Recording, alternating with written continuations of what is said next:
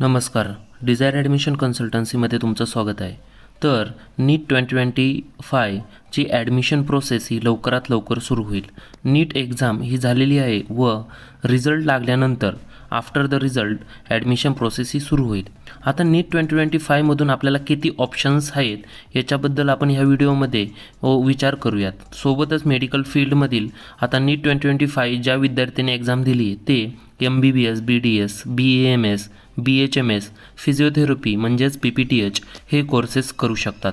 हे कोर्सेस सर्व विद्यार्थ्यांसाठी ॲप्लिकेबल आहेत व सोबतच तुम्ही जर उर्दूमधून असताल किंवा तुमचे जे 12thमध्ये तुम्हाला उर्दू असेल तर BUMS व BNYS हा कोर्ससुद्धा तुम्ही करू शकताय. आता टॉपचा जो MBBS, BDS, BAMS, BHMS physiotherapy courses हे मोस्टली स्टुडंट्स हे करत असतात. आता ॲडमिशन प्रोसेस कशी राहील, तुमचा स्कोरनुसार हे सर्व डिसाईड होतं. 2 प्रकारचे राऊंड्स असतात. एक स्टेट थ्रू जाऊ शकतो आपण, एक ऑल इंडिया कोटा थ्रूही जाऊ शकतो. आता स्टेटमधून विचार केला, मेरिटच्या 85% सीट्स असतात. त्याच्यामध्ये आपल्याला स्कॉलरशिप असेल, अदर बेनिफिट्स असेल किंवा मुलींना फुकट शिक्षण हे सर्व सुविधा उपलब्ध असतात. त्याचबरोबर आता तुम्हाला नीटमध्ये किती स्कोअर मिळालेला आहे याच्यावर तुम्ही मेरिटमध्ये बसत असताल तर कॅप राऊंड्समध्ये तुमचं ॲडमिशन होऊ शकते व चांगल्यात चांगलं government plus semi government college तुम्हाला मिळेल.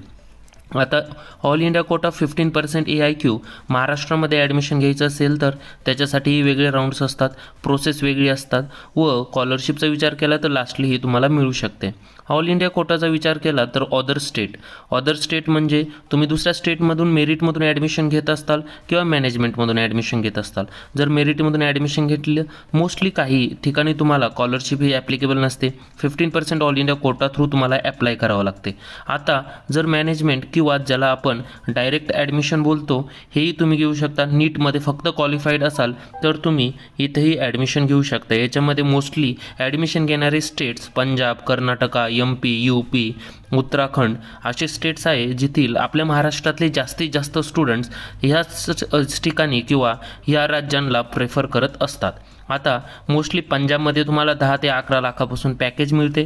कर्नाटकामध्ये 12 ते 13 लाख रुपये, MPमध्ये ही देखील तुम्हाला 11 लाखाच्या पुढे, UPमध्ये 10 ते 11 लाखाच्या आसपास व उत्तराखंडमध्ये 12, 13, 14 lakh according to the colleges यांचे पॅकेजेस असतात.